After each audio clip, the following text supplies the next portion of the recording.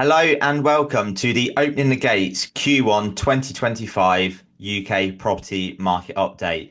I'm going to jump straight into it because this one is a really comprehensive market update, seeing as we've got Q1 and everything that happened in Q1 from spring statements, stamp duty deadlines, Office for Budget Responsibility, having their latest report, and everything else that's going on. So I'm going to share the screen and jump straight into it.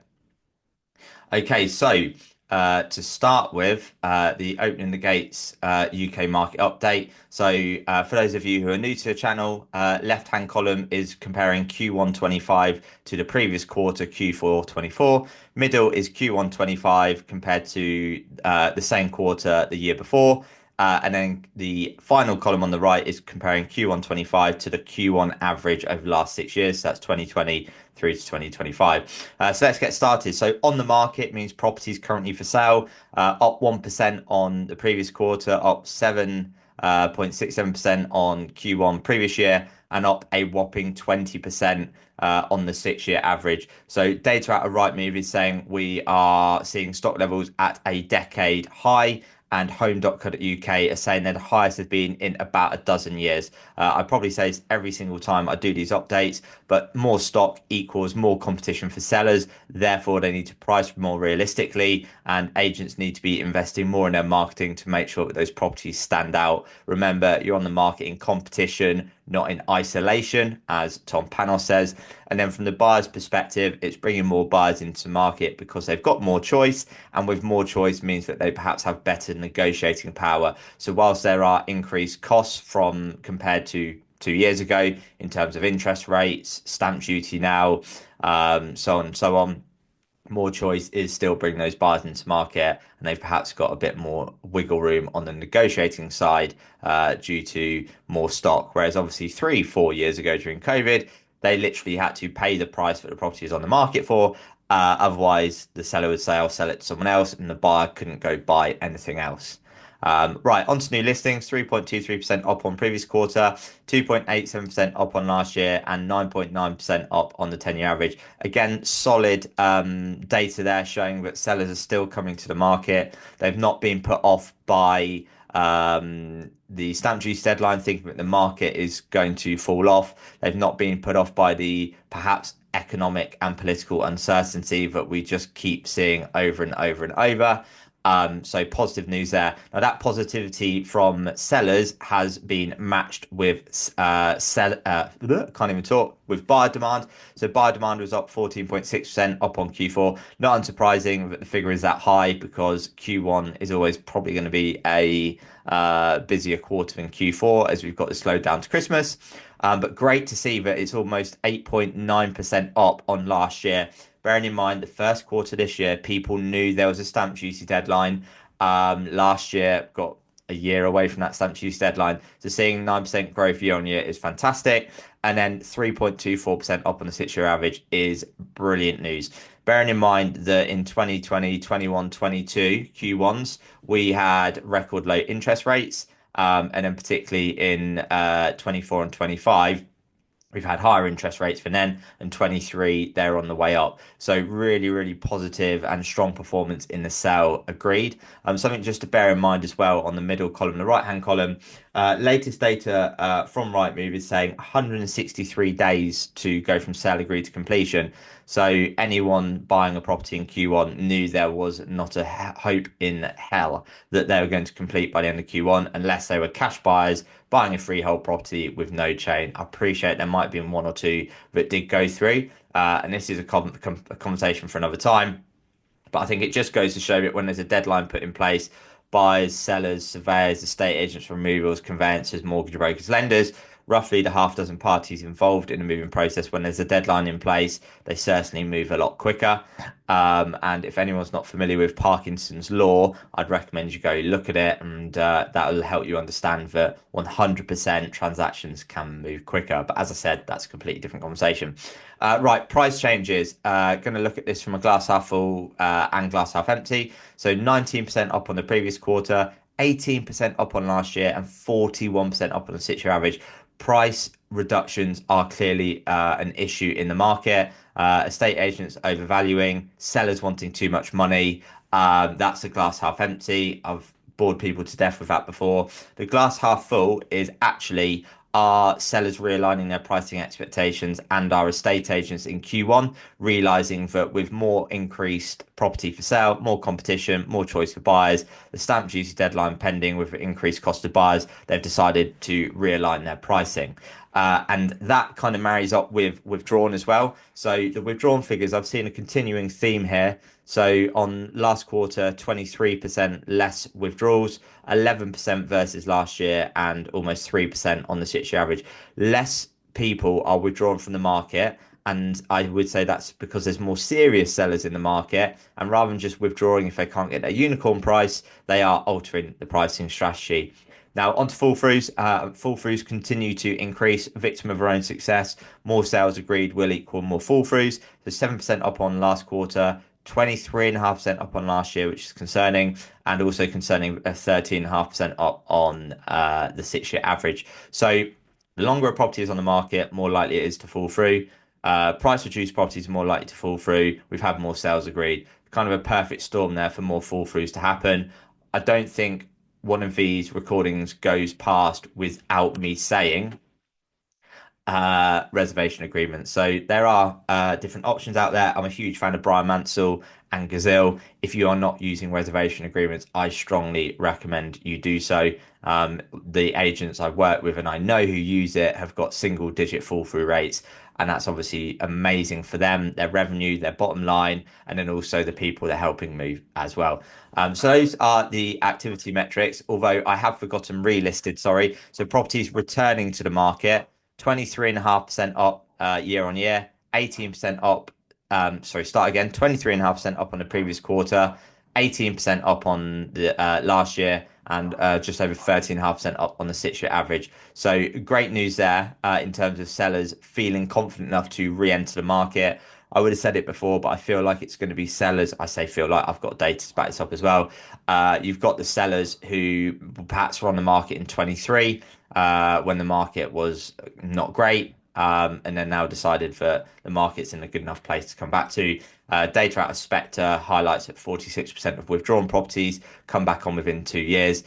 So yeah, withdrawn wise, look back at your old data, go speak to sellers who have been on before. And then if you don't have a big database of withdrawn properties, go and target those that have withdrawn with other agents. Again, there's plenty of different tools out there to establish withdrawn data, and then you can go and target those properties. If anyone wants to discuss withdrawn strategies with me further, please do give me a shout. Right, on to new listing average asking price. So I'm going to be looking at my other screen here as I run through this. So the average asking price was up about 21.5 grand and 5.33% on Q4. And it was 5.5 grand up on and 1.33% up on Q1 last year. So sellers are confident. They are still continuing to increase the average asking price, which would again explain that there's more reductions. Pounds per square foot. So it has gone up 6.56% on last quarter and 5.69% on Q1 last year. So we've gone from £369 a square foot to a £390 average. But as I would have said previously, as only half the properties that actually go onto market end up selling and lower value homes have a higher propensity to transact, it's good to look at new listing averages in terms of seller confidence and where that is heading. But sales agreed is a really, really important metric of knowing what's selling and what it's selling for. So sales agreed, average asking price. What have we got here? About £6,900 and 1.88% down on Q4 2024.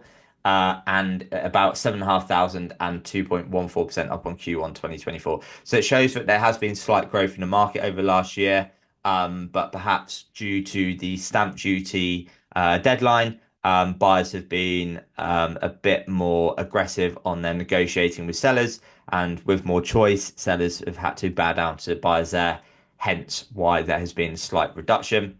And then on the pounds per square foot, It has gone from up 1.17% on Q4 24 and up 3.58% on Q1 2024. Again, I say this every time, but anyone unsure on pounds per square foot, please do feel free to reach out to me. I've got some fantastic sources or resources in terms of pounds per square foot data. Right, got quite a bit of data here on mortgage approvals and completions. So just looking at my other screen, this is the 12 month. So in February, there was 65,500 mortgage approvals. This was 1% down month on month, 8% up year on year, and 2.46% up on the 12-month average. So 65,500 mortgage approvals in February. And the 12-month average was just under 64,000. So real strong activity in the mortgage market and really good figures in January and February, bearing in mind these buyers were never going to get to the stamp duty deadline. So some really, really positive figures there. In terms of the 10-year figures, um, mortgage approvals in February were 2.52% down on the 10-year average. So 10-year average is 67,191. But they were, as I said, up on last year. So definitely moving in the right direction. And we've got to factor in the majority of those years, we had record low interest rates. So again, a really good sign of how positive market activity has been in the mortgage market. We've then got transaction numbers. So in terms of transaction numbers, um, 14% up on last year.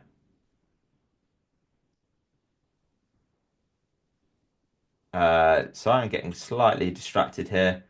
Where are we? Beg your pardon, 29% up on last year. I don't know how I've got that so wrong. 29% up year on year, 14% month on month, 16% up on the 12-month average. So some really, really positive signs there. Um, Not unsurprising, with the stamp duty deadline, there was, of course, going to be loads of completions in Q1, more so than normal. But yeah, there was 108,000 completions, or just over, in February. The 12-month average was 93,500, and in January it was 95,000. So very positive signs there for completions. Um, in terms of the 10-year average, there we are. 10-year average has been just over 103,000. So again, up on the 10-year average by 4.39%. So really, really positive there. And then something else I've added in is the financial year. So we're looking at the 12-month period over each of these years in the last decade. And in 24 to 25, it's 1,044,000. The average over that 10-year period was 1,083. So it's down about 3.65% on the 10-year average, but it was up 14% on the financial year of 23-24 when it was just shy of 915,000. So lots of data there, but long and short of it, really positive mortgage approval and completion data considering everything that's going on.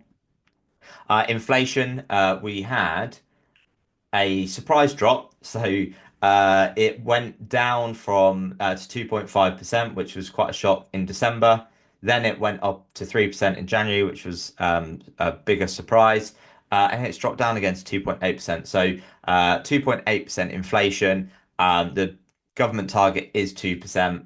But something I would just bear in mind is that, again, just looking at my other screen, the last decade, average inflation has been 3.29%. And considering that in 22, late 22, it peaked at 11% and we saw double digit inflation, done a very good job to get that inflation down to where it is. So again, positive signs there. We've then got the house price index updates. Half a dozen roughly I look at here. So the average price from the latest data I've been able to obtain is 313,000, a monthly change of 0.25%, an annual change of 1.97%. So it's showing that there is modest house price growth in the market. I'm going to run through all these indexes now, but I do recommend that you go and check them out yourself. Ignore me, I've just dropped my pen lid and I only do one takes on these, as people know. So anyway, you do want to check these out and understand each house price index because they are all measured differently from asking price data to mortgage data to all of market data to completion data. Some will be for things that are happening now. Some data will be from things that happened several months ago. So it's just worth bearing that in mind. And that's exactly why I do these house price index updates as well, so that it helps estate agents better understand the market and it helps them inform and educate their local market better as well to make the right decisions. So onto the house price index updates. I'm just going to hopefully quickly run through this. So Rightmove house price index, they're showing that the average asking price is in line with long-term averages for this time of year, up 1.1%. Prices slightly up on last year. Number of sales agreed are up 9% on last year. They're saying stock levels are at a decade high, and there has been a massive logjam with 575,000 moves in the legal completion process going up to the stamp duty deadline. And they said about 70,000 people would miss that deadline.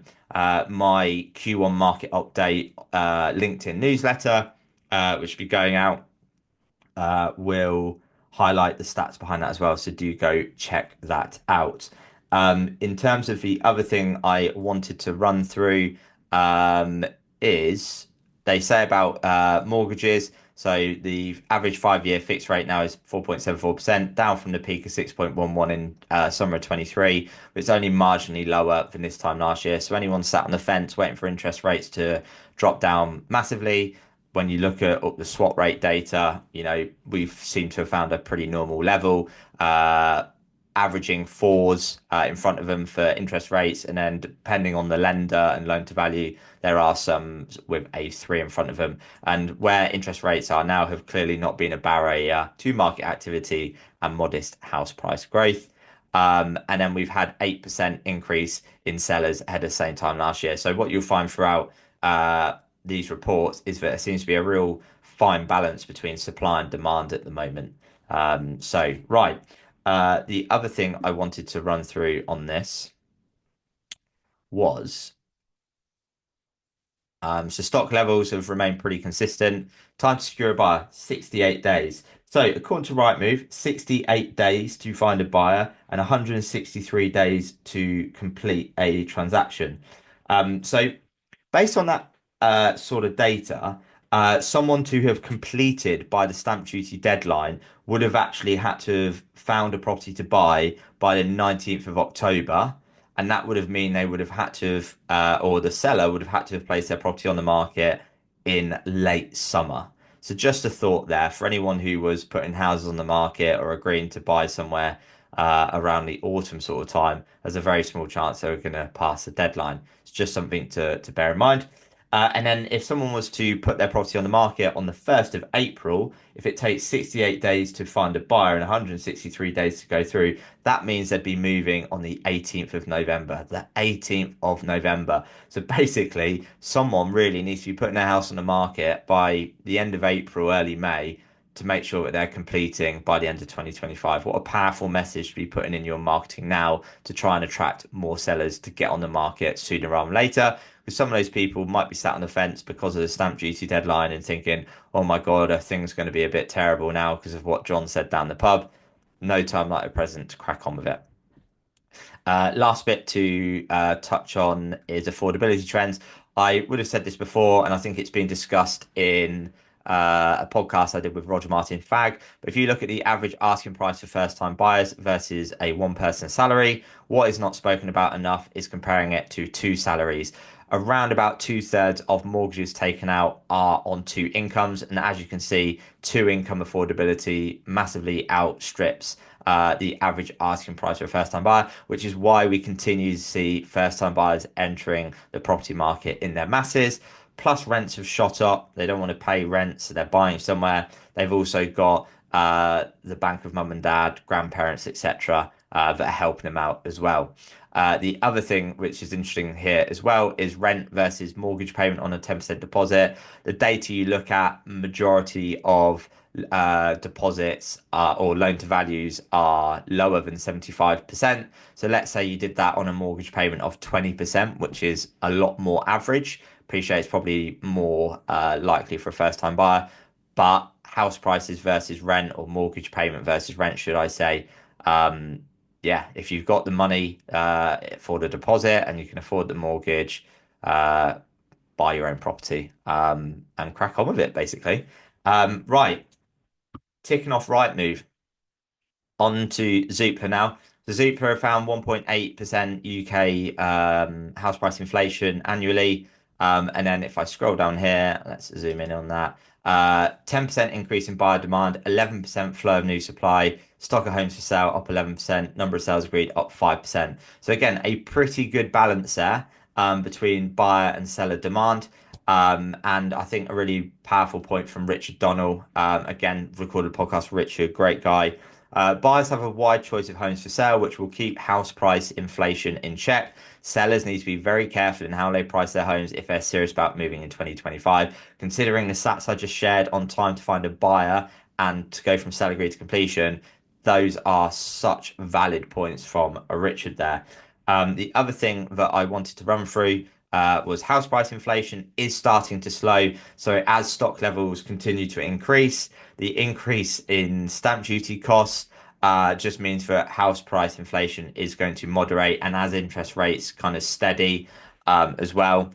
It just shows that any sellers who think house price is going to continue to rise at a crazy pace, this evidence says otherwise. Um, North-South divide. There's a couple of geographical things out of Zoopla and Nationwide which are really interesting. Basically, you've got a North-South divide. The North is growing a lot stronger than London and the Southeast. Normally the case in a higher interest rate environment, you normally find that the higher house price point areas such as the Southeast and London do normally not perform as well. When interest rates are a lot lower, they normally outperform the northern regions.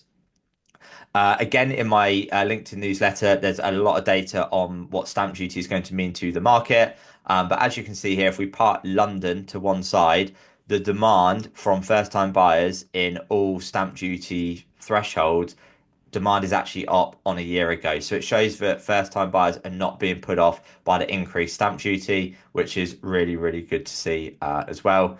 And I think that covers off the Zoopla. Just ticking off my list as I go. Right, Nationwide. Again, I think I've already said geographically on this. You can see the north-south divide. So northern areas outperforming in terms of house price growth. And this paragraph here I thought was a very good one. So the unemployment rate is low. Tick. Earnings are rising at a healthy pace in real terms. Tick. Household balance sheets are strong and borrowing costs are likely to moderate a little if the bank rate is lowered further in the coming quarters, as we and most other analysts expect. Tick. You will see the media talking really negatively about everything because that sells newspapers. Again, I probably say it every time I record one of these videos, but this is solid data from lenders. So really, really good data to look at. Uh, Again, interesting point here. It continues to be the case that flats are not performing as well as houses. So, yeah, if I was an agent now, I'd be concentrating on trying to sell the houses. They're the ones more likely to sell, and they are growing in price. I think those who bought flats, you've got the whole service charge issue. House price growth hasn't really happened, which means that equity's not gone up, which is difficult for them to then try and find somewhere to buy at the right sort of budget. So yeah, I've never been a fan of buying apartments. I've told my friends in the past not to do it. And I think a lot of first-time buyers, where they can, are skipping a step in more recent times where they will try and buy a terrace or semi-property rather than buying that flat and then moving a few years later. What you'll see here as well is first quarter 1.2% increase in house prices according to Nationwide, and they've got them at £271,000, which is up on last year and 2 years ago. So very, very strong performance there. The other bit I wanted to share was house price earning ratio. So affordability has improved. You can see that it is not at the long run average. They are still more expensive on this, but they are moving in the right direction. So as wages continue to increase, and as interest rates come down, house price to earning ratio will improve. There was really good data out of ONS as well, and I've got an infographic, kind of a graph on my LinkedIn newsletter. Go and check that out. You can see that as well, which shows that affordability has improved, which is probably strong evidence as to why the market has improved as well. And then just wanted to point out this map. As you can see, it's all blue across the country for annual house price changes. No pinky, reddy colours on that map, which is showing that the whole country is moving in the right direction, which is great to see. Right, on to Halifax. I basically just wanted to read out this bit here because I thought it was very valuable. So Halifax said February's figures highlight the delicate balance within the UK housing market. While there's been talk of a last-minute rush on new mortgages ahead of the stamp duty, inevitably we've seen some of the demand that was brought forward start to fade as the April deadline ticks closer, given the time needed to complete a purchase. That may help to explain why growth in first-time buyer property prices eased in February, falling to 2.4%, in contrast to home mover price inflation, which accelerated to 3.7%. While house price growth has slowed overall, market activity remains strong and comparable to pre-pandemic levels, demonstrating a resilience amongst buyers that has been evident in the face of higher borrowing costs. While those affordability challenges persist, the ongoing shortage of housing supply, coupled with sustained demand, suggests property prices will continue to rise this year, albeit at a more measured pace compared to last year. Fantastic few paragraphs there. If you get people saying to you, hey, how's the market? Literally copying and pasting that from Halifax, you can't go too far wrong. Please don't say, yeah, good, busy, or we're quiet. Give them actual data of what's going on in the market. So I would say to anyone watching this, if you have got a team, at the start of every week, say to them, hey, how's the market?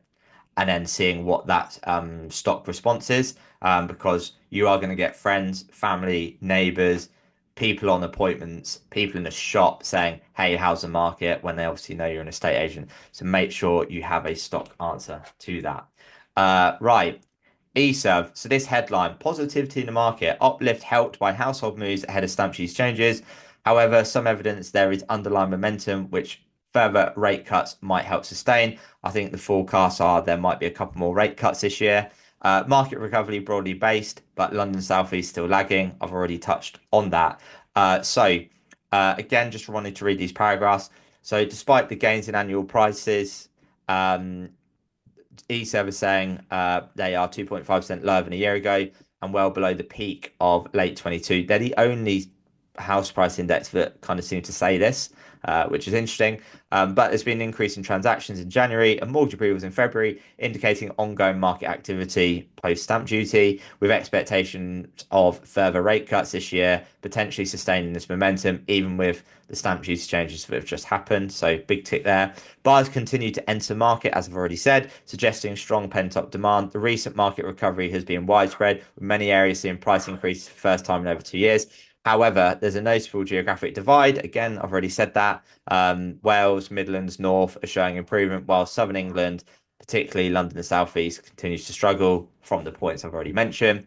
The spring budget, which obviously has happened, is indicating significant housing stimulus, but it's unlikely due to budget constraints. Ongoing, again, I've said this, ongoing global economic uncertainty has led to high inflation and borrowing costs in the UK, limiting the government's headroom to increase spending across all services.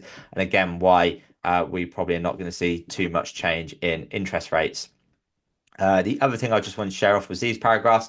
So standing back a little bit, we can see that transactions are up in January and the end of the sales process and mortgage approvals were up in February at the start of that process. Suggests there's continued pipeline activity feeding through, and with the market pricing further cuts this year, it's quite possible the build-up in momentum will continue despite the negative stamp duty changes above. Great data to have there for anyone who thinks otherwise.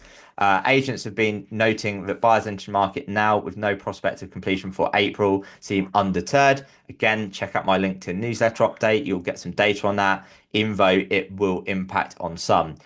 We know there is significant pent-up demand, and with prices starting to rise, some may have taken a view it's a better time to push on now rather than delay again.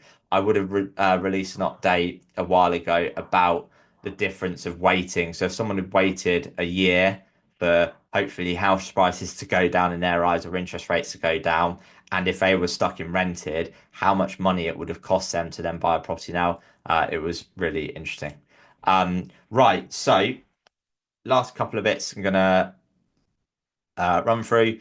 Just quickly on the RICS headlines, again, you should read the full report. But measure of new buyers inquiries and sales agreed have turned slightly mildly negative, unsurprising from them saying that from the stamp duty side of things.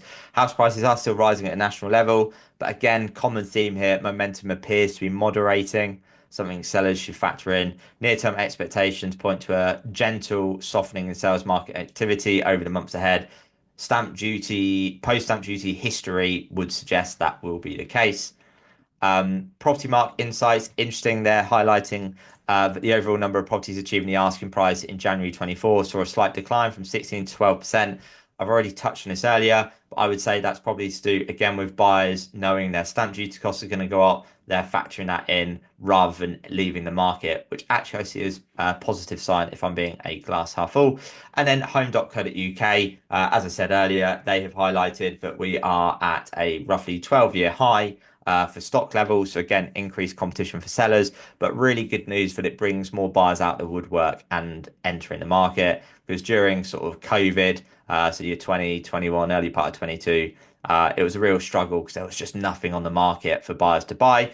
74% of buyers, according to Property Academy, don't put their own house on the market until they find somewhere to buy. So you've got this vicious circle there, or vicious cycle, and that would explain that COVID period where I'm hovering, where if people didn't see anything to buy, they'd just not put their own house on the market. Great point to consider here. What is a bigger pressure? Finding the house of your dreams and not having your house on the market, or having a buyer for your house and not having a property to find? Or a property to buy, should I say. So, what's a bigger pressure? Finding the house of your dreams and not being ready to act on it, or selling your property and not having a next home to go to? The bigger pressure is the first one. So, in theory, I think we all know as agents in this country, you are better off putting your house on the market, knowing what price you've achieved, know what your chain is. You're in a better position to negotiate. Agents will take you more serious. But 74% of sellers do the opposite. They wait to find somewhere before they sell their own. Now, just on that point, I don't usually do this, but I'm going to give a bit of a plug here for VIP buyer campaigns. An agent I work with in Southwest London, so admittedly the prices are higher there, sent out 174 VIP buyer letters and they got 4 responses. Those properties totaled £20 million. Now, use your buyers, help them find somewhere else, and that will turn buyers into sellers. I can't reiterate that enough. And then the last thing, sorry, that I want to go through is that you can see on this graph here that around about a third of property sales are taking 17 weeks or more. Again, I said earlier, Rightmove are reporting 163 days to go from sale agreed to completion. So if you're listing a property on the 1st of April and including 68 days it takes to sell, that takes it up to 18th of November, which is just absolutely crazy. So last plug from me. People might be aware I am a non-exec director of OpenMove. It is an unbelievable platform, which I really do feel is going to transform the way people buy and sell property in this country. So if you've not already checked it out, reach out to me, speak to Ross McKenzie. We'd love to talk to you more and show you more of what's going on with OpenMove. But that is the end of my Q1 market update. I hope you've enjoyed it. I will be back in early May to report on April and comparing it to March, and we'll be seeing really what has happened to the market following the stamp duty changes. But that is it for now. Thank you very much for tuning in. If you like what you've seen, please do hit the follow, subscribe button, leave me a review on Google. I'd really appreciate it. And if there's any feedback you've got for me or any questions, just give me a shout. Thanks for watching, and I'll see you next time.